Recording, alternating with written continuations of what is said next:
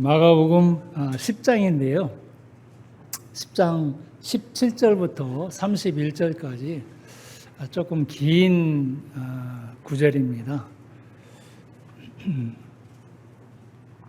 거기에 보면은 이 부자 청년이 나오고 있는데요. 청년.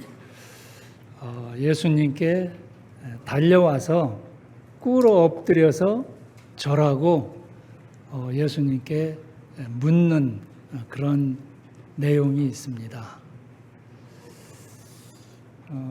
같은 마가복음 10장에 나오는 그 구절과 이 마태복음 또 누가복음 그런 곳에 동절이라고 그러죠. 같은 내용이 이렇게 같이 기록이 되어 있는데 이 마태복음에는 19장에 그런 말씀이 또 같이 되어 있고 누가복음에는 18장에 보시면 같이 이렇게 기록이 되어 있는데요. 이 마가복음은 그냥 청년으로 나옵니다. 근데 이 마태복음에는 이 관원으로 나오죠. 또 이 누가복음에는 이 부자 청년이라고 해서 이 청년을 보면 관원이기도 하고 부자이기도 한 그런 청년입니다. 그런데 이 청년이 뭐가 알고 싶어서 그 예수님을 향해서 그렇게 달려나왔다고 그랬어요. 예수님이 지나가시는 것을 보고 달려나왔다. 그리고 그 앞에 꿇어 엎드려서 예수께 묻자와 가로되 이렇게 기록이 되거든요. 미리 한번 읽어보겠습니다. 마가복음 10장 17절을 보시면 예수께서 길에 나가실새 한 사람이 달려와서 꿇어 앉아 묻자오되 선한 선생님이여 내가 무엇을 하여야 영생을 얻으리이까? 예수께서 이르시되 네가 어찌하여 나를 선하다 일컫느냐? 하나님 한 분 외에는 선한 이가 없느니라. 내가 계명을 안 하니 살인하지 말라, 간음하지 말라, 도적질하지 말라, 거짓 증거하지 말라, 속여 취하지 말라, 내 부모를 공경하라 하였느니라. 여짜오되 선생님이여 이것은 내가 어려서부터 다 지키었나이다. 예수께서 그를 보시고 사랑하사 가라사대 내게 오히려 한 가지 부족한 것이 있으니 가서 내 있는 것을 다 팔아 가난한 자들을 주라. 그리하면 하늘에서 보화가 내게 있으리라. 그리고 와서 나를 좇으라 하시니 그 사람은 재물이 많은 고로 이 말씀을 인하여 슬픈 기색을 띠고 근심하며 가니라. 예수께서 둘러보시고 제자들에게 이르시되 재물이 있는 자는 하나님의 나라에 들어가기가 심히 어렵도다 하시니 제자들이 그 말씀에 놀라는지라. 예수께서 다시 대답하여 가라사대 얘들아 하나님의 나라에 들어가기가 어떻게 어려운지 약대가 바늘기로 나가는 것이 부자가 하나님의 나라에 들어가는 것보다 쉬우니라 하신대 제자들이 심히 놀라 서로 말하되 그런즉 누가 구원을 얻을 수 있는가 하니 예수께서 저희를 보시며 가라사대 사람으로는 할 수 없으되 하나님으로는 그렇지 아니하니 하나님으로서는 다 하실 수 있느니라. 베드로가 여짜와 가로되 보소서 우리가 모든 것을 버리고 주를 좇았나이다. 예수께서 가라사대 내가 진실로 너희에게 이르노니 나와 및 복음을 위하여 집이나 형제나 자매나 어미나 아비나 자식이나 전토를 벌인 자는 금세에 있어 집과 형제와 자매와 모친과 자식과 전토를 100배나 받되 핍박을 겸하여 받고 내세에 영생을 받지 못할 자가 없느니라. 그러나 먼저 된 자로서 나중되고 나중된 자로서 먼저 될 자가 많으니라. 좀 본문이 긴데요. 이 구절을 보시면 참 많이 부담스럽죠. 이 부자 청년도 처음에는 예수님을 향해서 달려 나오면서 글쎄요, 가만히 그 장면을 생각을 해보면 자기 과시라고 그럴까? 자기 과시를 위해서 이렇게 나왔는지도 모르겠어요. 또 뭐 보면 세상의 모든 부러운 것들을 지금 다 가지고 있는 사람이잖아요. 권력도 있지요, 재물도 있지요, 아직 나이도 젊지요. 이만하면 이 모든 사람들이 다 부러워할 만한 그러한 모든 것들을 다 갖추고 있습니다. 그런데 예수님께 나와서 자, 내가 뭘 더해야 영생을 얻을 수 있겠습니까? 이 청년의 마음 가운데에는 물론 뭐 자기 과시적인 그런 것도 있겠지만 나는 그래도 남보다 더 낫지 않아요? 이런 마음도 있었을 것 같아요. 어떤 비교 우위라고 할까요? 그래서 내가 이런 세상의 모든 것을 가지게 된 것이 하나님의 복이지 않습니까? 예전에는 그랬잖아요. 구약시대만 해도 하나님으로부터 복을 받았다라고 얘기를 하는 것은 풍요롭고 또 이 번영, 풍요와 번영을 받은 사람들은 하나님께 복받은 자다. 하나님께서도 구약시대에 많은 경우에 그런 약속을 하셨잖아요. 내가 나를 잘 섬기고 그렇게 잘 받들면 내가 너를 잘 대해주고 모든 것들을 다 공급을 해줄게. 너에게 모든 보호와 안전을 다 보장을 해줄게. 이게 하나님의 이 언약이었잖아요. 구약시대. 그래서 이 주변에 있는 사람들이나 또 나중에 나오는 그 제자들조차도 그렇게 생각을 했던 것 같아요. 이 본인도 마찬가지고. 그래서 이 부자는 예수님께 나와서 자, 이 정도인데 뭘 더 하면 당신이 말씀하고 계시는 그 영원한 생명을 얻을 수가 있겠습니까? 뭘 더 해야 될까요? 라고 추가적인 그런 일에 대한 질문을 합니다.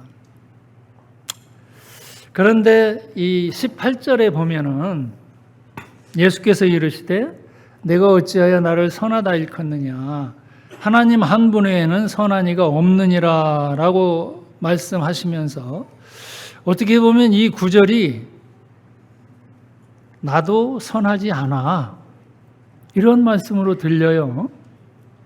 근데 잘 자세히 보면 그런 말씀이 아닙니다. 하나님만이 선하신 분이야. 근데 네가 나를 지금 선하다고 그렇게 달려와서 얘기를 하는데 정말 네가 나를 하나님으로 알고 있는 거냐? 지금 이런 질문입니다. 이 선이라는 개념, 선의 기준에 대한 그 기준을 잘못 생각하고 있는지도 몰라요. 설명했던 것에 대해서 조금 지나도록 하겠습니다. 자기 기준과 이 하나님의 기준이 좀 다른 거죠. 항상 저희가 이 착각을 하고 오류를 범하는 것이 우리는 자기 기준으로 본다는 거예요. 하나님의 기준이 어떠냐? 이게 중요한 것인데, 그래서 예수님께서는 마태복음에서는 이렇게 또 말씀을 하시는데요. 내 이웃을 내 몸과 같이 사랑하라. 이런 말씀을 또 덧붙여 주셔요. 19절에 보면 내가 계명을 안 하니 살인하지 말라 해서 쭉 말씀을 하시고 난 후에 하나님의 이 선의 기준은 계명을 지키는 거야. 너 하나님의 그 기준대로 선하게 살았다고 네가 얘기할 수 있겠어? 지금 이렇게 물으시는 거죠. 이 청년이 20절에 보면 여짜오되 선생님이여 이것은 내가 어려서부터 다 지켰나이다. 참 대단합니다. 어려서부터 다 지켰다는 게 이게 아직 자기 자신을 잘 모르고 이런 말을 한 것인지 아니면 정말 이러한 계명, 그 유대인들이 참 목숨 걸고 그렇게 지키기를 원하는 이러한 계명을 정말 자기 나름대로는 지켰다고 생각을 했겠죠. 했으니까 이런 말을 참 그 앞에서 참 담대하게 이렇게 얘기를 했을 거예요. 자기 나름대로의 생각이죠. 그런데 우리가 잘 알듯이 그렇지가 않잖아요. 이 계명을 다 지킬 수 있는 사람 없습니다. 예수께서 그를 보시고 사랑하사 가라사대 내게 오히려 한 가지 부족한 것이 있으니 가서 내 있는 것을 다 팔아 가난한 자들을 주라. 그리하면 하늘에서 보화가 내게 있으리라. 그리고 와서 나를 좇으라. 이렇게 말씀을 하십니다. 사랑하셨어요.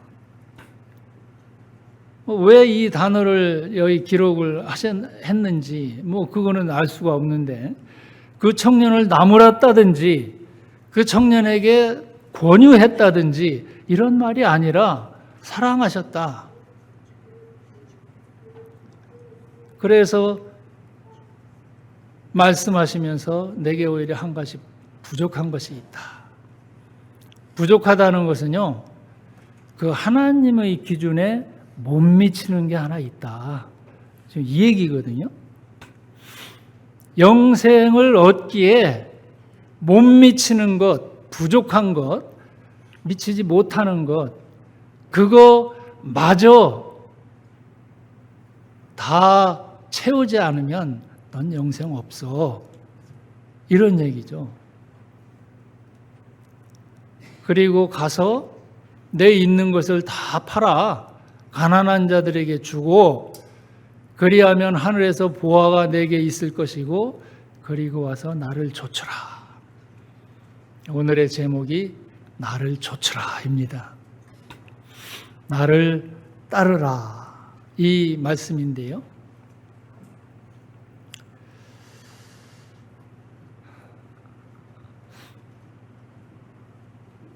이 청년은 자기 삶을 돌아보면서 예수님께 대해서 어떤 확인을 하고 싶었지 않았나 이런 생각을 하게 되는데 이 청년의 모습을 보면 이 바리새인의 전형적인 모습입니다. 이 바리새인들이 그랬잖아요. 얼마나 자기 의의를 과시하고 싶어하고 우리는 세상과 분리된 그러한 사람들이야 라고 해서 다른 사람들을 오히려 지적하기를 잘하고 다른 사람들보다 우리가 더 낫다라고 자기의 의의를 자랑했었던 이 바리새인의 전형적인 그러한 모습을 봅니다. 이것은 참 종교성은 있죠.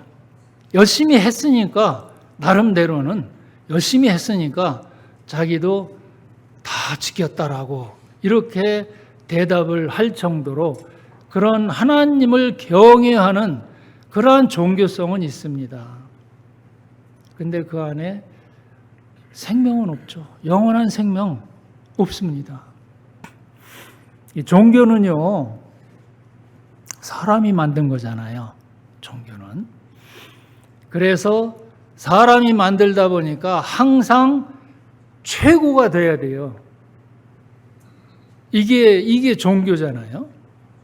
근데 예수님은 지금 부족한 거 하나 있다. 나를 따르라. 나를 좇으라. 예수님이 없다는 얘기예요. 예수님이 없다. 나를 좇으라라는 말은요, 삶의 방향을 바꿔라, 전환하라, 이런 얘기인데, 22절에 보면 그 사람은 재물이 많은 고로 이 말씀을 인하여 슬픈 기색을 띠고 근심하며 갔다. 이렇게 기록이 되어 있습니다. 예수님을 좇기에 참 힘든 이 일이 하나 있는데, 그것은 이 사람이 재물이 많다. 뭐 젊음이랄지 관원이랄지 뭐 이런 게 문제가 아니라 재물이 많다. 그래서 슬픈 기색을 띠고 근심하며 예수님을 떠나갔습니다. 뭐 그 후에 다시 돌아왔을지 어쩔지 그 기록이 없기 때문에 알 수는 없지만, 아마 그 재물 붙잡고 이 사람은 평생 살았을지도 몰라요. 이 재물이 자기 신이니까. 사람은 누구든지요, 이 믿음을 가지려면 한 가지씩 걸리는 게 있더라고요. 그게 무엇이 됐든지 간에 누구에게나 한 가지씩 꼭 걸려요. 나한테 이것만 건드리지 않고 그대로 소유할 수 있도록만 해주시면 내가 믿을게요. 이런 마음들이 많이 있습니다. 근데 예수님은요, 나를 좇으라 할 때는 완전한 변화를 원하시는 거죠. 이 사람에게 걸리는 것은 재물이었습니다. 자랑하고 싶었겠죠. 이 재물 가지고. 이게 자기의 신이었습니다. 그러나 우리는요, 두 주인을 섬길 수는 없습니다. 재물과 하나님을 함께 섬길 수는 없습니다. 부자는 믿음으로 인해서 손해볼 것이 많은 자였죠. 그래서 근심하고 슬픈 기색을 띠고 돌아갔습니다. 이 재물이 없으면 내 인생은 쫄딱 망하는 거야. 이 재물 없으면 내 인생은 무가치한 거야. 이렇게 생각을 했겠죠. 그러나 영원한 생명은 우리 알다시피 주님 없이는 되는 것이 없습니다. 주님 없는 열심이나 헌신, 봉사, 이러한 모든 것들은 사실은 다 무의미해요. 자기를 위한 삶일 뿐이에요. 자기 의를 내세우고 자기를 높이기 위한 그런 삶일 뿐이지, 정말 주님을 높인다든지 정말 선한 그런 삶을 살기에는 이 재물이 너무 회방거리가 되는 거죠.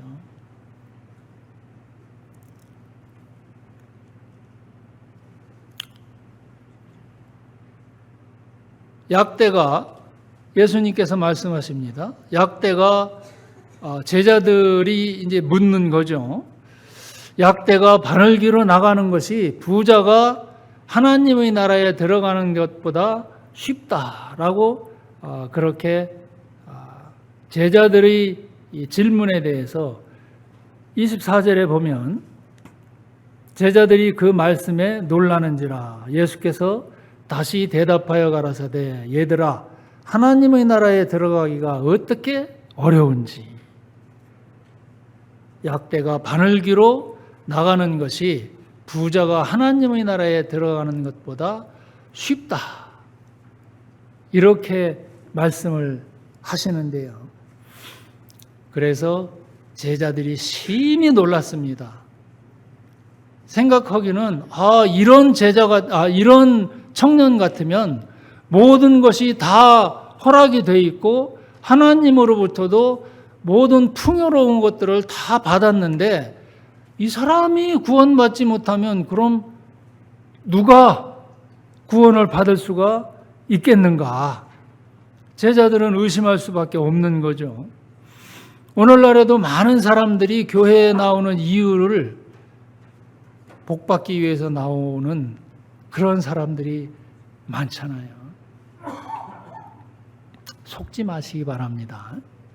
누가 구원을 얻을 수 있는가 하니 예수께서 저희를 보시며 가라사대 사람으로서는 할 수 없으되 하나님으로는 그렇지 아니하니 하나님으로서는 다 하실 수 있느니라. 이 구원은요 하나님의 능력입니다. 하나님께서 주시는 것이고 하나님만이 하실 수 있는 것이고 청년의 질문대로 무엇을 해야 영생을 얻을 수 있겠나이까 하는 이 질문 자체가 잘못된 거죠. 오직 구원은 하나님만이 주시는 것이고 그 하늘나라의 주인이신 하나님께서 허락지 아니하시면 영원한 생명이라는 것은 얻을 수가 없는 거죠. 그래서 어떻게 보면은요, 믿음은 모험입니다. 도전입니다. 우리 사실 하늘나라 알고 있는 사람, 본 사람 아무도 없잖아요. 그 성경을 통해서 하늘나라와 지옥이 있다는 것을 보고 그 하늘나라를 가기를 원하는 그러한 믿음을 가지기 위해서 모험하는 겁니다.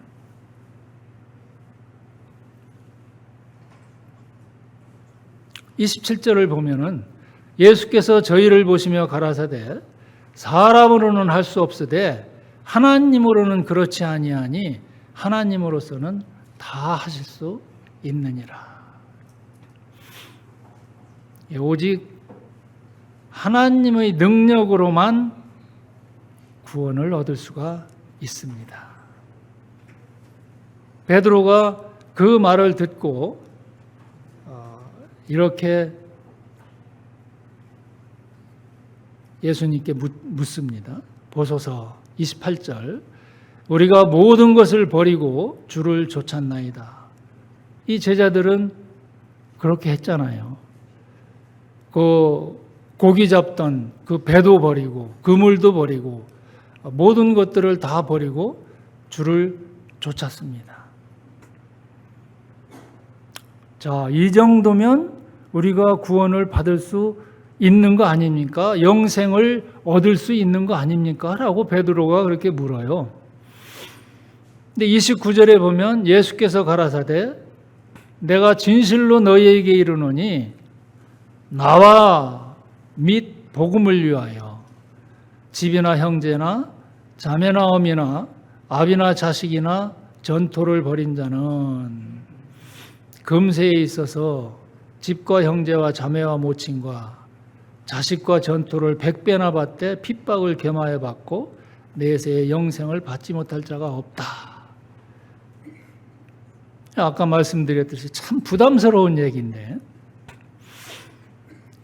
나를 위해서 예수님께서 나를 위해서 그러한 이 허락된 모든 것들을 다 버린 자는 금세에 있어서도 100배나 받고 또 핍박도 겸하여 받고 내세의 영생을 받지 못할 자가 없다. 그래서 버려라. 지금 이렇게 말씀하시잖아요. 이 버리기가 그렇게 쉬운 거 아닌데. 더군다나 집, 이 평생을 집 하나 얻자고 그렇게 아등바등 살면서 자기 목숨보다도 더 귀하게 여기는 그 집을 버려라. 또 자식들, 또 부모들, 형제들, 내가 이 땅에 태어난 것은 우리 가족들을 풍요롭게 하기 위해서, 가족들을 섬기기 위해서 내가 이 땅에 태어났다라고 생각하는 그런 사람들 많이 있잖아요. 저도 그랬습니다. 그때 잘 못 살았으니까. 우리 학생들도 마찬가지겠죠. 왜 공부해요? 가족들하고 참 행복하게 잘 먹고 잘 살기 위해서. 그런 사람들이 많아요. 그런데 그걸 버려라. 이게 쉬운 그런 말씀이 아닙니다. 그렇게 한 자는 금세에 있어서도 다시 또 받고 핍박도 겸해서 받고 또 영생을 내세에는 영생을 받지 못할 자가 없다. 이렇게 말씀하시는데 제자들이 놀랄 수밖에는 없었겠죠. 제자들은 지금 예수님의 부활을 보기까지는요, 제자들도 마찬가지였어요. 그 이스라엘을 위해서 이스라엘의 독립과 또 구약에 나와 있는 그 하나님의 약속대로 이스라엘이 참 그 다스리는 하나의 그 왕을 모시고 온 세상 가운데서 아주 떵떵거리는 그러한 나라가 되기를 소망하면서 참 복된 그러한 삶을 고대했었던, 그래서 예수님을 쫓아왔는데 지금 이런 얘기를 하시는 것을 보면서 제자들은 무슨 마음이 들었겠는가. 그리고 이 자리에 계신 우리 모두들 마음 가운데에도 참 어떤 마음이 들을 것인가. 그저 십자가 위에서 돌아가신 예수님께서 내 죄를 대신해서 돌아가셨다라는 이 한 마디만 내 마음에 깨닫고 영접하면 구원을 받은 거지. 과연 그런가? 예수님은 지금 그 후의 더 추가적인 그런 말씀을 지금 하고 계시는데 이걸 어떻게 해석을 해야 되는지, 이게 참 저도 구원받으면서 이 말씀을 보면서 굉장히 고민이 되더라고요. 그럼 내가 모든 것을 당장 지금 때려치우고 예수님을 믿기 위해서 다 그냥 헌신하고 다 버리고 그리고 새로운 삶을 살 것인가?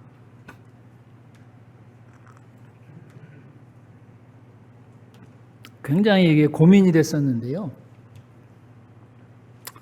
예수님의 이 말씀은 뭐 당장이라는 그런 말씀이 아니라 그 10년 가운데서 우리의 가치관이 바뀌기를 원하시는 거죠. 우리의 가치관. 두 주인을 섬길 수 없다라고 말씀하신 것처럼 이 재물이 내 마음 가운데서 신인지, 이 재물이 없으면 못 살겠는지, 내가 해야 될 일이 정말 이 가족을 위한 것인지, 아니면 내 명예나 혹은 교회에서 많은 사역을 하시는 분들도 그 사역 자체가 내 신이 된다면 그건 예수님께서 좋아하시는 그런 일은 아니잖아요. 믿는다는 것은요, 어떻게 보면은요, 모험이기도 하고 맡기는 거예요. 맡기는 거. 운동선수가 있습니다. 저희들 이 월드컵 많이 보고 축구들 다 좋아하는데요. 공을 막 골대를 향해서 몰고 가다가요, 앞에 상대편 선수들이 다 막고 있으면 패스를 해줘야 되잖아요. 그 패스한 것을 받아서 골문으로 집어 넣는 것이 참 그게 축구의 묘미인데, 내가 패스해야 될 그 선수가 저 사람이 잘 할지 어쩔지 못 믿으면 절대 안 줘요. 내가 몰고 가야지. 그게 우리들 마음이잖아요. 내가 몰고 가서 골대 넣어야지. 못 믿는 사람한테 내가 어떻게 패스를 해줄 것인가. 우리의 믿음도 그런 것 같아요.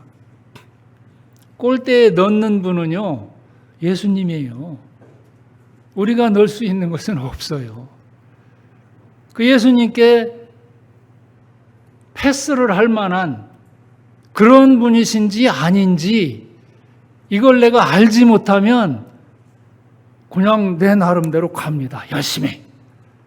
근데 정말 예수님은 그 공을 받으면 바로 골대에 넣으실 수 있는 분이야 라는 그런 확신과 믿음만 있으면은요, 그 공 전달합니다. 수고하고 무거운 짐 그냥 전달해라, 패스해라 나한테. 지금 예수님이 그렇게 말씀하시는 거잖아요. 그 재산들, 그 명예, 권력 이런 것들 그거 가지고는 골대에 넣을 수 없어. 예수님께서는 그렇게 말씀하십니다.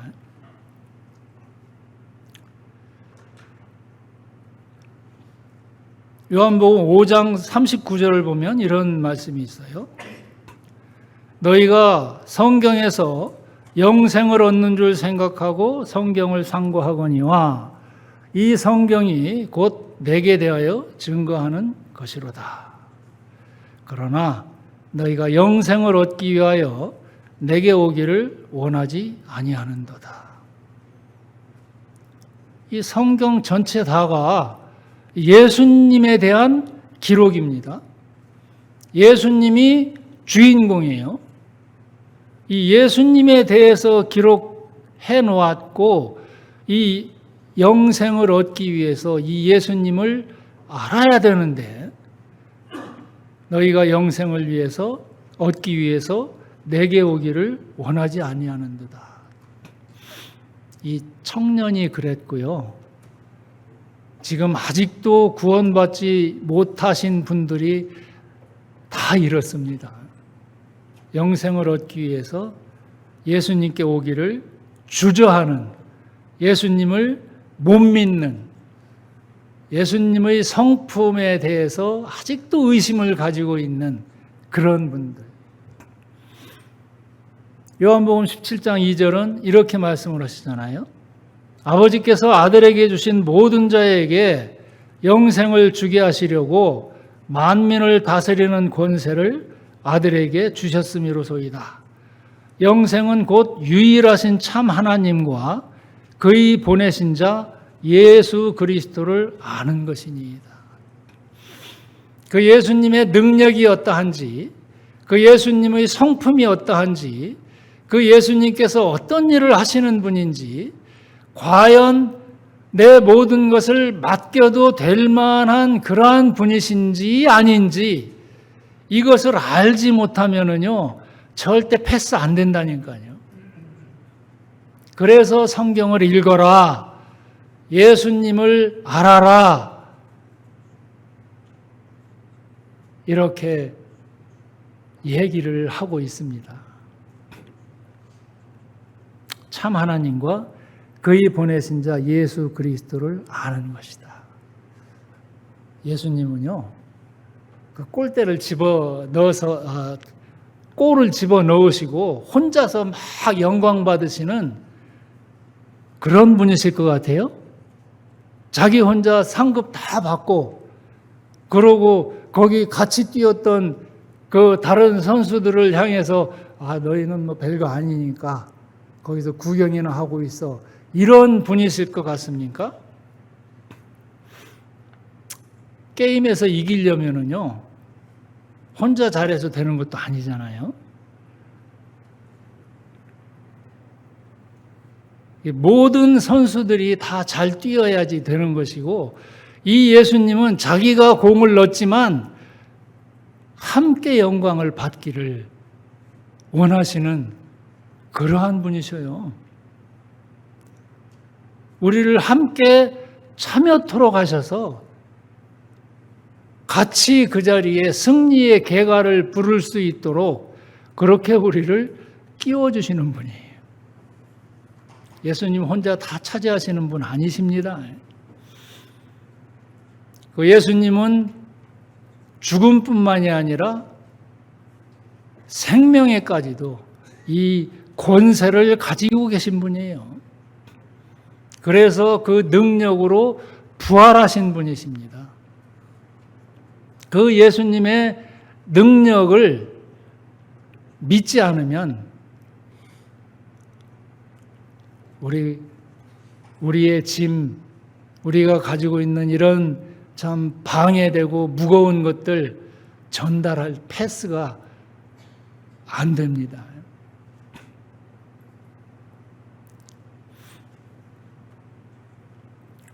그리스도의 사랑이 우리를 강권하시는도다. 우리가 생각건대 한 사람이 모든 사람을 대신하여 죽었은즉 모든 사람이 죽은 것이라. 저가 모든 사람을 대신하여 죽으심은 산자들로 하여금 다시는 저희 자신을 위하여 살지 않고 오직 저희를 대신하여 죽었다가 다시 사신 자를 위하여 살게 하려 함이니라. 예수님의 사랑이 이렇습니다. 우리를 대신해서 그렇게 죽어주시고요. 자, 이제부터 공은 이렇게 차는 거야.